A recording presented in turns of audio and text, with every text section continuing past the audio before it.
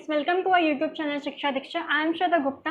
आज की हमारी वीडियो में हम एनटीपीसी से रिलेटेड जो प्रीवियस ईयर क्वेश्चन पेपर है 2017 का, वो उसके जीएस के क्वेश्चन डिस्कस करेंगे। ये फर्स्ट पार्ट है। कोशिश करेंगे इसके आगे जो भी पार्ट है, सेकंड पार्ट या थर्ड पार्ट तक जितने भी क्वेश्चन कवर हो जाएंगे प्रीवियस ईयर के, हम कवर करते चलेंगे। वीडियो को स्टार्ट करने से पहले अगर आपने अभी तक अनअकैडमी की ऐप को डाउनलोड नहीं किया है तो उसको डाउनलोड करेगा। उसमें आप देखिएगा कि जैसा हमने आपको पहले ही बताया है कि कैसा कंटेंट है, कितना अच्छा कंटेंट है आपके पढ़ने के लिए। जब आप सब्सक्रिप्शन लेंगे, हमारा रेफरल कोड है शिक्षा 10, उसको अप्लाई करने पे आपको मैक्सिमम जो भी डिस्काउंट है वो मिलेगा।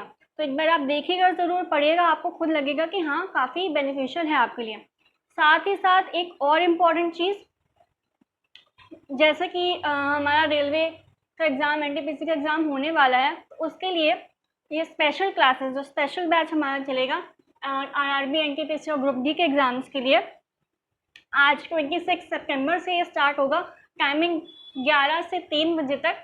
तो क्या इसमें स्पेशल चीज़ ये है कि एक क्लास जो भी होगी पर्टिकुलर सब्जेक्ट की, उसमें 2 टीचर्स साथ में आपको पढ़ाएंगे, टॉपिक डिस्कस करते हुए चलेंगे, सारे डाउट, सारी चीज़ें आपको साथ ही रहेंगी, लाइव सेशंस रहेंगे।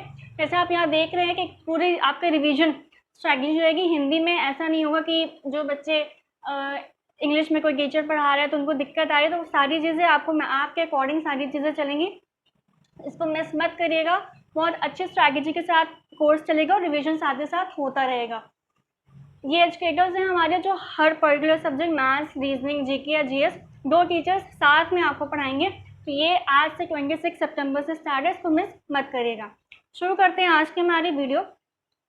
ये क्वेश्चन सीरीज हमारे एनटीपीसी के लेके चलेंगे ताकि क्वेश्चन वाइज आपके हर टॉपिक साथ ही साथ कवर होते चले। जो बीच में अलग से कम आएंगे उसको भी हम एक्सप्लेन करते चलेंगे। ठीक, पहला क्वेश्चन है हमारे पास, ऑप्टिकल फाइबर किस सिद्धांत पर कार्य करता है। पहले तो ये समझ लेते हैं कि अब ऑप्टिकल फाइबर टर्म आया है तो ऑप्टिकल फाइबर का मतलब क्या है।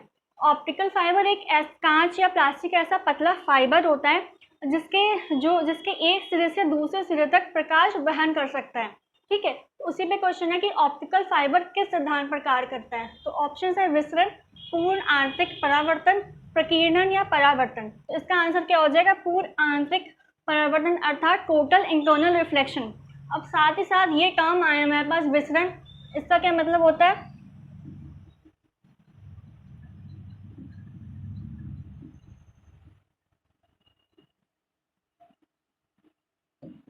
ठीक, प्रकीर्णन अर्थात स्कैटरिंग,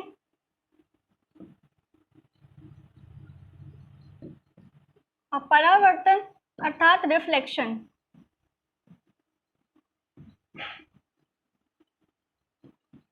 तो विसरण में क्या होता है, मिश्रण में 2 या 2 से अधिक मिश्रणों को, पदार्थों को जब मिक्स करते हैं तो वो सब मिक्स होकर आपस में एक लास्ट में सोल्यूशन तैयार करते हैं। जैसे एग्जांपल हो गया शक्कर का पानी में घुलना।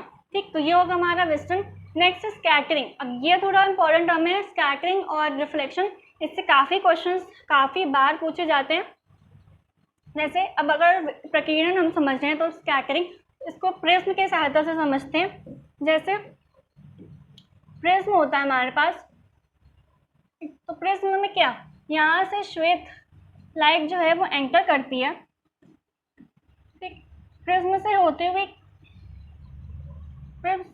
हुए ये 7 अलग अलग कलर्स पे रिफ्लेक्ट हो जाती है, स्कैटर हो जाती है। ठीक, श्वेत लाइट एंटर करी प्रिज्म से, हमारे एंटर होकर डेविएट हुई, जब यहाँ पे बाहर निकली तो ये स्कैटर हो गई अलग अलग 7 कलर्स में, जिसमें सबसे नीचे वी यानी विबग्योर, और ऊपर वॉयलेट, और सबसे ऊपर आर यानी रेड, जिसको हम विबग्योर या आप जो भी अन्य नामों से जानते हो। तो अर्थात क्या मतलब आया कि जब कोई लाइट, कोई प्रकाश किरण एक सीधी रेखा में ट्रैवल कर रही है, रास्ते में उस पर कुछ कण, वाटर वेपर्स या जलवाष्प वगैरह मिले और इनसे टकरा कर वो अलग स्कैटर हो गई। ठीक, प्रकीर्णन जिसको हम कहते हैं, स्कैटर हो गई। तो इसी को हम कहते हैं स्कैटरिंग ऑफ लाइट। अगला है हमारा रिफ्लेक्शन। इसको अगर समझें,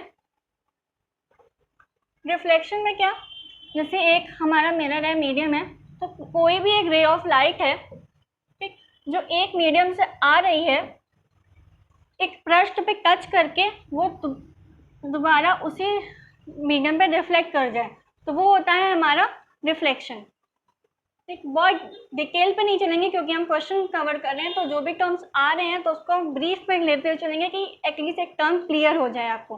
ठीक, तो इसका आंसर क्या हो गया, ऑप्टिकल फाइबर किस सिद्धांत पर कार्य करता है, तो वो कार्य करता है पूर्ण आंतरिक परावर्तन पर।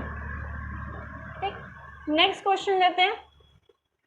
नेक्स्ट क्वेश्चन है हमारा, भारतीय पर्यावरण सुरक्षा अधिनियम या भारतीय पर्यावरण संरक्षण अधिनियम किस वर्ष पारित हुआ था?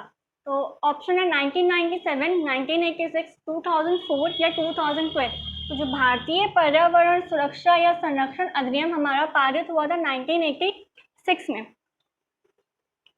ठीक, इसको पर्यावरण की सुरक्षा और रखरखाव के लिए स्टार्ट किया गया था। नेक्स्ट क्वेश्चन है हमारे पास, एक भूस्थिर उपग्रह लगभग 35,790 किलोमीटर की ऊंचाई से पृथ्वी की एक परिक्रमा पूरी करने में कितना समय लेता है? ऑप्शन है 23 दिन, 24 घंटे, 365 दिन या 12 घंटे। तो आंसर क्या हो जाएगा हमारा 24 दिन। ठीक, जिसमें रिक्वायरमेंट होगी एक्सप्लेनेशन की या कुछ एक्स्ट्रा बताने की, तो वो हम आपको साथ में बताते हुए चलेंगे। नेक्स्ट क्वेश्चन है, भारत के कितने राज्य और केंद्र शासित प्रदेश भारतीय तट रेखा को साझा करते हैं? ये काफी इंपॉर्टेंट क्वेश्चन है। या तो डायरेक्ट ऐसे पूछ सकता है कितने राज्य या यूनियन टेरिटरीज, या ऑप्शन में दे देगा कुछ राज्य और एक ऑड वन आउट रख देगा, या यूनियन टेरिटरीज, ऐसे ऑप्शन आ जाएगा। तो देखते हैं क्या है, 9 राज्य या 4 केंद्र शासित प्रदेश, या 13 राज्य 3 केंद्र शासित प्रदेश, 7 राज्य 5 केंद्र शासित प्रदेश, या 5 राज्य 3 केंद्र शासित प्रदेश। इसका आंसर हो जाएगा 9 राज्य और 4 केंद्र शासित प्रदेश। अब बात आती है कि कौन कौन से राज्य और केंद्र शासित प्रदेश है, तो उसको देख लेते हैं। राज्य की बात करें अगर, तो जो 9 राज्य हैं वो कौन कौन से हमारे पास, तो वह गुजरात,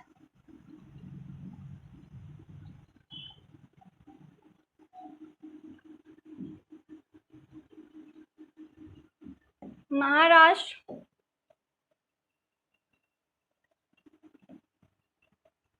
गोवा,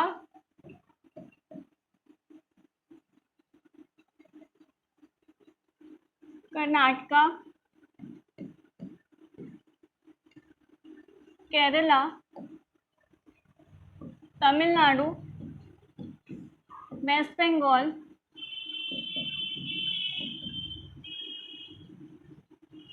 आंध्र प्रदेश। कितने हो गए, 1 2 3 4 5 6 7 8, और आखिरी कौन सा बचा, उड़ीसा।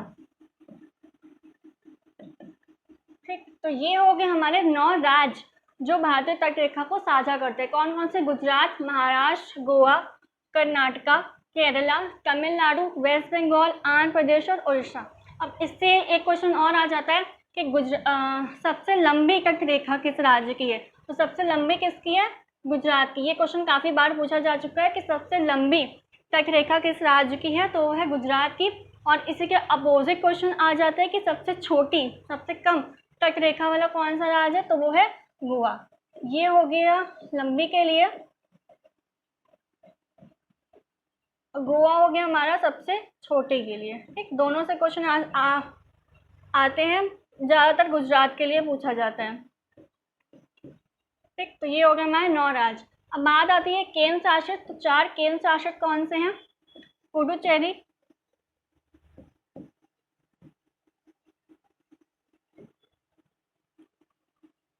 लक्षद्वीप, अंडमान निकोबार द्वीप समूह, अंडमान निकोबार और दमन एंड दीव।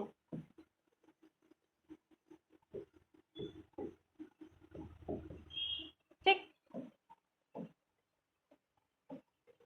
ये हो गया 9 राज्य और 4 केंद्र शासित प्रदेश। तो वही क्वेश्चन था कि कितने राज्य या केंद्र शासित प्रदेश भारतीय तट रेखा को साझा करते हैं, तो 9 राज्य और 4 केंद्र शासित प्रदेश। ठीक है, नेक्स्ट क्वेश्चन लेते हैं। नंदा देवी पर्वत चोटी भारत के किस राज्य में स्थित है? तो ये होप आपको सबको पता ही होगा। ऑप्शन है उत्तराखंड, अरुणाचल प्रदेश, हिमाचल प्रदेश या सिक्किम। तो इसका आंसर क्या हो जाएगा? उत्तराखंड। अब नंदा देवी की बात आई है तो थोड़ा सा इसके बारे में देख लेते हैं। नंदा देवी का इसका अर्थ क्या होता है?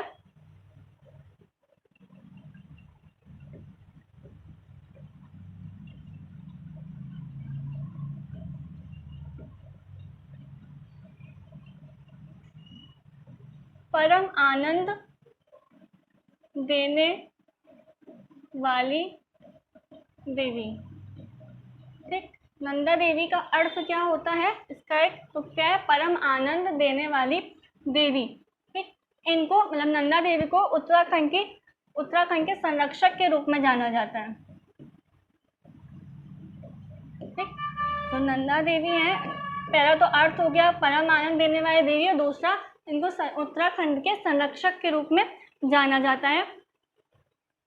और नंदा देवी भारत की दूसरी सबसे ऊंची पर्वत चोटी है। ठीक है, तो इससे कितने क्वेश्चन होंगे? एक तो कहाँ है, तो उत्तराखंड में, अर्थ क्या है, इसको संरक्षक के रूप, उत्तराखंड के संरक्षक के रूप में जाना जाता है, और नंदा देवी भारत की दूसरी सबसे ऊंची चोटी है। ठीक है, नेक्स्ट क्वेश्चन लेते हैं।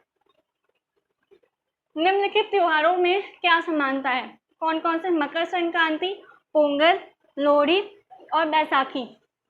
ये जो 4 त्योहार दिए गए हैं, इनमें क्या समानता है? ऑप्शन देखते हैं पहले। ऑप्शन है हमारे पास, सभी उत्तर भारत के त्योहार हैं, सभी फसल काटने से संबंधित त्योहारों के नाम हैं, ये सभी त्योहार जनवरी के महीने में मनाए जाते हैं, या इनमें कोई भी समानता नहीं है। तो इसका आंसर हो जाएगा हमारा सभी फसल काटने से संबंधित त्योहारों के नाम हैं। अब जैसे त्योहारों की आई है बात, तो ब्रीफ में देख लेते हैं। मकर संक्रांति है, जब पौष माह में जब सूर्य मकर के ऊपर होता है तब इस त्यौहार को मनाया जाता है। ये त्यौहार जनवरी के महीने में मनाते हैं। पोंगल तमिलनाडु में मनाया जाता है, ये फसल काटने से संबंधित त्यौहार है। ठीक, लोहड़ी पंजाब का एक लोक त्यौहार है। बैसाखी पंजाब का है, और ये भी फसल काटने से संबंधित त्यौहार है। ठीक है, तो इसका आंसर क्या हो जाएगा? सभी फसल काटने से संबंधित त्योहारों के नाम है। नेक्स्ट क्वेश्चन है, अभिनव भारत सोसाइटी ऑफ रिवॉल्यूशनरीज की स्थापना किसके द्वारा की गई थी? ऑप्शन है हमारे पास, जवाहरलाल नेहरू, विनायक सावरकर, महात्मा गांधी और भगत सिंह। तो पहले देख लेते हैं थोड़ा जो है अभिनव भारत सोसाइटी ऑफ रिवॉल्यूशनरीज क्या है। इसका आंसर हो जाएगा विनायक सावरकर। तो एक्सप्लेन करना है तो मैं बता रही हूँ। विनायक सावरकर और इनके भाई थे गणेश सावरकर, इन दोनों ने मिलके इस सोसाइटी का गठन किया था। कब? 1903 में। ठीक, इसमें कुछ ब्रिटिशर्स को इन लोगों ने मारा था, तो उसके खिलाफ उसके बाद इन पर मुकदमा वगैरह दर्ज किया गया था और इनको कैद कर लिया गया था। उसके बाद जब ये सारी चीज़ें हो गई ब्रिटिशर्स और ये सब, तब इनकी इस सोसाइटी को भंग कर दिया गया था। और वो कब भंग हुई थी? 1952 में। तो गठन कब हुआ था हमारा? 1903 में। और भंग कब कर दी गई थी? जब सारी ब्रिटिशर्स वाली चीज़ें हुई, तो वो था 1952 में। इसको एक चीज़ और, जो अभिनव भारत सोसाइटी है, इसको यंग इंडिया सोसाइटी के नाम से भी जानते हैं। Young India society. ठीक है, तो आंसर क्या हो गया हमारा? विनायक सावरकर। नेक्स्ट क्वेश्चन लेते हैं, किसके द्वारा कंप्यूटर में फाइल टाइप को पहचाना जाता है? कंप्यूटर का सवाल भी आया था इस पेपर में। तो ऑप्शन है हमारे पास, folder name, file size, file path या फाइल एक्सटेंशन। इसका आंसर हो जाएगा फाइल एक्सटेंशन। कंप्यूटर रिलेटेड भी क्वेश्चन आते हैं, आप वो भी साथ ही साथ ध्यान रखिएगा, बहुत डीप नहीं जाता, बेसिक ही पूछते हैं। अब जैसे फाइल एक्सटेंशन की बात की है, तो अगर मैं आपको एग्जाम्पल के तहत बताऊं, तो एग्जाम्पल जैसे हमने फाइल नेम लिया माई फाइल .txt। ठीक, हमने एग्जाम्पल के तौर पे क्या लिया? My file .txt। तो ये जो txt है, यही हमारा क्या होता है, एक्सटेंशन।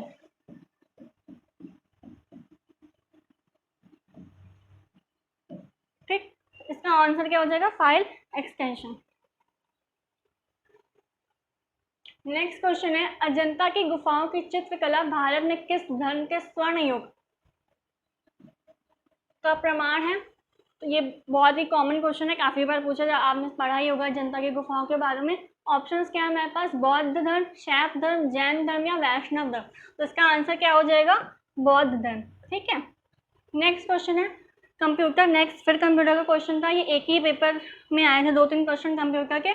कंप्यूटर के संदर्भ में GUI फुल फॉर्म पूछा है, का अर्थ का क्या अर्थ है? तो ऑप्शन है group user interface, graphic utility interaction, graphical user interface या फिर ग्राफिकल यूटिलिटी इंटरफेस। तो इसका आंसर क्या हो जाएगा, ग्राफिकल यूजर इंटरफेस। अच्छा, GUI बहुत डीप तो नहीं जाएंगे, ब्रीफ में देख लें GUI में इंक्लूड क्या होता है। तो ग्राफिकल यूजर इंटरफेस में ऐसे ग्राफिकल एलिमेंट्स इंक्लूड होते हैं जैसे बटन, आइकन, सिंबल्स, ये सारी चीज़ें इंक्लूड होती हैं। ठीक है, बहुत डीप में नहीं आता है इसके अंदर।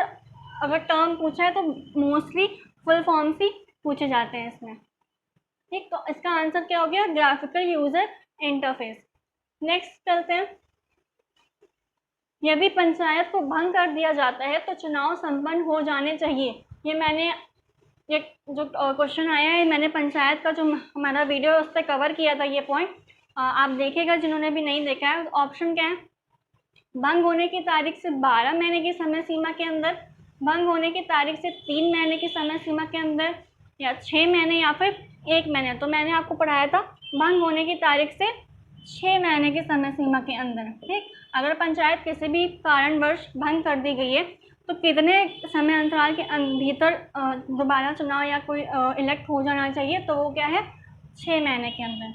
और दूसरा क्वेश्चन आता है कि पंचायत का कार्य कितने समय तक रहता है, तो वो रहता है 5 वर्ष तक। ठीक है, नेक्स्ट क्वेश्चन, इलेक्ट्रॉन की खोज किसने की थी? बहुत ही कॉमन और काफ़ी ज़्यादा पूछे जाने वाला। तो कौन, Lenard, J Thomson, Albert Einstein, Ernest Rutherford. तो कौन थे, जे थॉमसन। अब इलेक्ट्रॉन आया है तो प्रोटॉन न्यूट्रॉन भी देख लेते हैं। तो प्रोटॉन की किसने की थी, तो वो थे रदरफोर्ड, नाम दिया था इन्होंने। और न्यूट्रॉन की तो वो थे जेम्स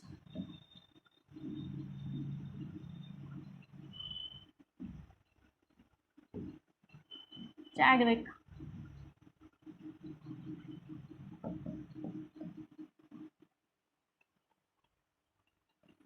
ठीक, तो इलेक्ट्रॉन के जे थॉमसन, प्रोटॉन के रदरफोर्ड और न्यूट्रॉन के कौन हो गए, जेम्स चैडविक। ठीक है, याद रखिएगा। और ये जो अन्य नाम दिए हुए हैं, एल्बर्ट आइंस्टाइन, नील बोर या अर्नेस्ट रदरफोर्ड, इन्होंने अलग अलग थ्योरीज दी थी अपने से रिलेटेड। ठीक है, वो नेक्स्ट क्वेश्चन है, निम्नलिखित में से भारतीय रेलवे का शुभांकर कौन सा है? इंपॉर्टेंट क्वेश्चन, चांसेस हैं कि फिर से इस बार शायद पूछ लिया जाए या इससे से रिलेटेड, इस टॉपिक से रिलेटेड कुछ और। तो क्या था, रेलवे का शुभांकर कौन सा था, मॉरिस, मुरुगन, नंदी या फिर भोलू, जो कि हाथी था। तो आंसर इसका क्या हो जाएगा, भोलू हाथी। क्योंकि टॉपिक आया है शुभांकर वाला, तो इसको थोड़ा सा देख लेते हैं कि कब हुआ था या क्या किस चीज़ में। तो भारतीय रेलवे ने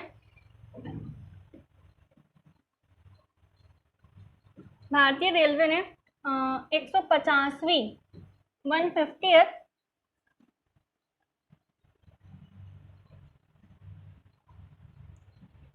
150वीं स्वर्णोत्सव समारोह में इस शुभांकर को जारी किया था। कौन से कितने, अगर वो पूछेगा तो वो गया 150th 150वीं में।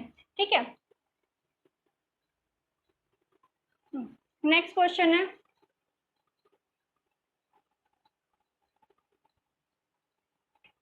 वायुमंडल की कौन सी परत रेडियो संचार को संभव बनाती है? तो ये भी बहुत कॉमन क्वेश्चन है, पूछा गया है काफी बार। कौन सी लेयर, शुभ मंडल, बाह्य मंडल, आयन मंडल या समताप मंडल। तो कौन सी होगी इसका आंसर, आयन मंडल। समताप मंडल सबसे निचली है, ट्रोपोस्फेयर है, शोभ मंडल फिर स्ट्रेटोस्फेयर, ये सारी चीजें। इसका आंसर क्या हो गया, आयन मंडल। नेक्स्ट क्वेश्चन है हमारे पास, भारतीय संविधान के अनुसार किसी न्यायाधीश को एक उच्च न्यायालय से दूसरे उच्च न्यायालय में स्थानांतरित करने हेतु किसे अधिकृत किया गया है? पॉलिटी का क्वेश्चन। पहला ऑप्शन क्या है? भारत के मुख्य न्यायाधीश, भारत के प्रधानमंत्री, भारत के राष्ट्रपति या सर्वोच्च न्यायालय का कोई अन्य न्यायाधीश। इसका आंसर क्या हो जाएगा? भारत के राष्ट्रपति। भारत के राष्ट्रपति को अधिकृत किया गया, ये कार्य सौंपा गया है कि किसी न्यायाधीश को अगर एक उच्च न्यायालय से दूसरे उच्च न्यायालय में स्थानांतरित करना तो कौन करेगा? तो वह करेंगे भारत के राष्ट्रपति। ठीक, नेक्स्ट क्वेश्चन है,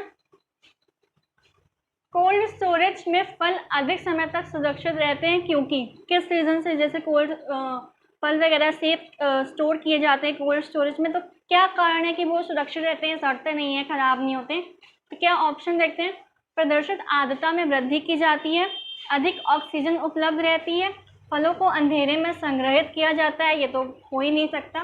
लास्ट ऑप्शन है फलों के श्वसन दर को कम कर दिया जाता है। तो यही हमारा आंसर होगा कि किस कारण सुरक्षित रहते हैं? फलों के श्वसन दर को कम कर दिया जाता है, ये रीजन रहता है। नेक्स्ट क्वेश्चन है, पृथ्वी और इसके भू लक्षणों तथा निवासियों का अध्ययन करने वाले व्यक्तियों को क्या कहते हैं? पृथ्वी और इसके भू लक्षणों तथा निवासियों का अध्ययन करने वाले व्यक्तियों को क्या कहते हैं? तो ऑप्शन से ही समझ में आ जाएगा इसका आंसर। ऑप्शन है हमारे पास इतिहासकार, कृषक, भूगोलवेत्ता या जीवनी लेखक। ये तो ऑब्वियस नहीं हो सकता जीवनी लेखक, तो इसका आंसर क्या हो जाएगा? भूगोलवेत्ता। ठीक, नेक्स्ट क्वेश्चन है, फिर से कंप्यूटर का क्वेश्चन था। क्वेश्चन है क्या है, MS वर्ड किसका एक उदाहरण है? एप्लीकेशन सॉफ्टवेयर, कंपाइलर का, सिस्टम सॉफ्टवेयर या ऑपरेटिंग सिस्टम? तो MS वर्ड किसका एक उदाहरण है? तो वो है सिस्टम सॉफ्टवेयर का। MS वर्ड में क्या होता है? MS वर्ड में जैसे आप ईमेल सेंड करना है, स्प्रेडशीट्स बनानी है, डेटाबेसेस बनाने हैं, ये सारी चीज़ें इंक्लूड होती हैं MS वर्ड में। तो एक डायरेक्ट क्वेश्चन था कि MS वर्ड किसका एक उदाहरण है? तो वो है सिस्टम सॉफ्टवेयर का। नेक्स्ट क्वेश्चन है, ये काफ़ी इंपॉर्टेंट क्वेश्चन है, या तो ऐसे क्वेश्चन आ जाता है या जैसे रेग लिस्ट वगैरह डिस्कस करते हैं। क्वेश्चन है, IUCN के संकटग्रस्त प्रजातियों के वर्गीकरण में किस प्रजाति को सम्मिलित नहीं किया जाता? बात आई है IUCN की, क्वेश्चन आया तो पहले ये देख लेते हैं कि ये है क्या। तो इसका फुल फॉर्म होता है, IUCN होता है इंटरनेशनल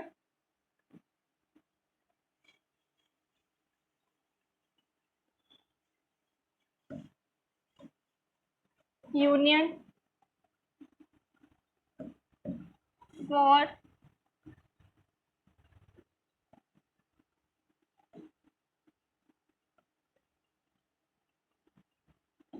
कंजर्वेशन ऑफ नेचर। ठीक, IUCN का फुल फॉर्म क्या हो गया? International union for conservation of nature. अच्छा, अब ये फुल फॉर्म हो गया, ये कभी ना कभी तो फाउंड किया गया होगा, स्थापना ही होगी, तो कब फाउंड इसी का कंटिन्यूटी के फाउंडेड कब? 1948 में। ठीक, IUCN international union for conservation of nature founded कब? 1948 में। अच्छा, इस एक मोटो होता है, जैसे एक मोटिव होता है किसी भी चीज़ को स्टार्ट करने का, तो इसका मोटो क्या था, मोटिव क्या था? यूनाइटेड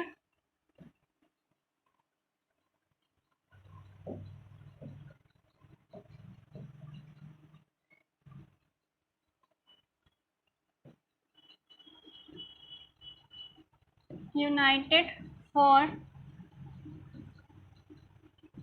लाइफ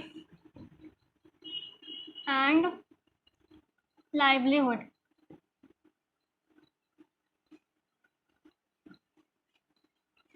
ठीक, फुल फॉर्म क्या हो गया? International union for conservation of nature, founded कब? 1948 में। और मोटिव क्या था? United for life and livelihood. IUCN related है जैसे स्पीशीज, क्लाइमेट, ये क्लाइमेट से साइड रिलेटेड चीज़ें हैं, स्पीशीज़ वगैरह, इन सब से रिलेटेड है, इनके कंजर्वेशन से रिलेटेड है। ठीक, दूसरी चीज़ हेड क्वार्टर पूछे जाते हैं, कोई भी संस्था है अगर, तो इसका हेडक्वार्टर कहाँ है? हेडक्वार्टर है इसका ग्लैंड, स्विट्जरलैंड में।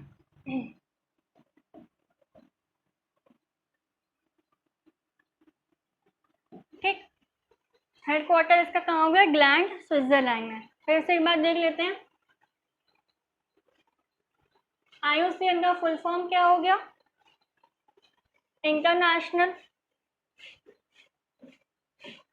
International union for conservation of nature. Founded कब, खोज कब हुई? 1948 में। मोटिव क्या था? United for life and livelihood, उनके कंजर्वेशन के से रिलेटेड। और हेडक्वार्टर कहाँ पे है? हेडक्वार्टर है ग्लैंड, स्विट्जरलैंड में। ठीक है, अब इससे रिलेटेड जैसा कि क्वेश्चन में पूछा था कि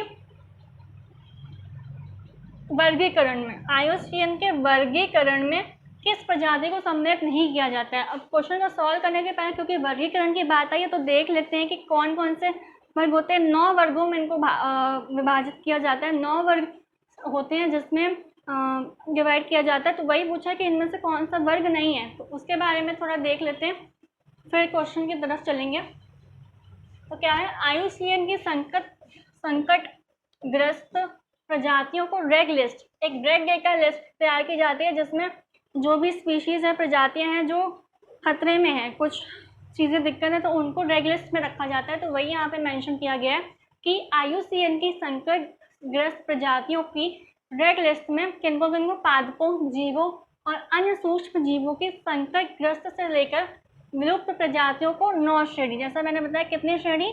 9 श्रेणियों में वर्गीकृत किया गया है। किस बेसिस पे वर्गीकरण किया जाता है वो पॉइंट है। यह वर्गीकरण कई मानदंडों जैसे जनसंख्या के आधार, भौगोलिक वितरण के क्षेत्र, विखंडन वर्गीकरण आदि के आधार पर किया गया है। ठीक है, तो 9 श्रेणियां हैं। 9 श्रेणियां कौन कौन सी हैं? गैर मूल्यांकित, अपर्याप्त डेटा, एनी मतलब नॉट इवेल्युएटेड। ठीक, ये इंग्लिश का शॉर्ट टर्म लिखा है मैंने, हिंदी में गैर मूल्यांकित मतलब नॉट इवेल्युएटेड, अपर्याप्त डेटा मतलब डेटा डेफिशिएंसी या डेटा डेफिशिएंट, न्यूनतम महत्व मतलब लीस्ट कंसर्न, जो बहुत ही ज़्यादा डेंजर में नहीं है या वैसा कुछ, तो वो साइड लिस्ट, संकटग्रस्त होने के निकट। ठीक, नेक्स्ट है अति संवेदनशील, वल्नरेबल, संकटापन्न मतलब एंडेंजर्ड, गंभीर रूप से संकट में। ठीक, क्रिटिकली एंडेंजर्ड, फिर जंगल से विलुप्त या फिर विलुप्त। ठीक है, ये थे हमारे 9 वर्गीकरण। फिर से देख लेते हैं, गैर मूल्यांकित, अपर्याप्त डेटा, न्यूनतम महत्व, संकटग्रस्त होने के निकट, अति संवेदनशील, संकटापन्न, गंभीर रूप से संकटापन्न, जंगल से विलुप्त और 9वां क्या है? विलुप्त। ठीक, तो ये थे हमारे श्रेणियाँ। इसी से रिलेटेड क्वेश्चन था हमारा क्या कि IUCN के संकटग्रस्त प्रजातियों के वर्गीकरण में किस प्रजाति को सम्मिलित नहीं किया गया। तो अब हमने जब पढ़ा तो क्वेश्चन देखते हैं, दुर्बल एवं नाजुक, संकटापन्न है, हानिकारक, विलुप्त।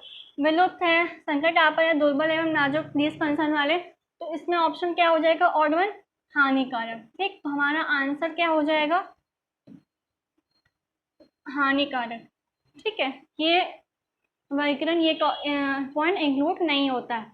लास्ट क्वेश्चन है हमारा आज का, राज्य पुनर्गठन आयोग की स्थापना, राज्य पुनर्गठन आयोग की स्थापना किस वर्ष की गई थी? ऑप्शन है हमारे पास 1955, 1954, 1956 या 1953। इसका क्या आंसर हो जाएगा? 1953। राज्य पुनर्गठन आयोग की स्थापना क्यों की गई थी? राज्यों की सीमाओं के पुनर्गठन के लिए। ठीक है, शॉर्ट में देखते हैं क्योंकि क्वेश्चन हमें पे ज़्यादा फोकस करना है। इसका आंसर क्या हो जाएगा? कब हुई थी? 1953 में। ठीक है, तो ये था आज की हमारी वीडियो। हमने 20 क्वेश्चंस कवर किए हैं। आप लोग जब ये देखते चलेगा कि आपके इन 20 क्वेश्चंस में आपने कितने अटेम्प्ट कर पाए, कितने किए या कितने सही गलत थे, वो सारी चीज़ें हमें कमेंट बॉक्स से बताइएगा कि आपका क्या स्कोर रहा, आपकी वीडियो कैसे लगी। हमारी कोशिश यही है कि हम NTPC की वीडियो अब रेगुलर रखेंगे।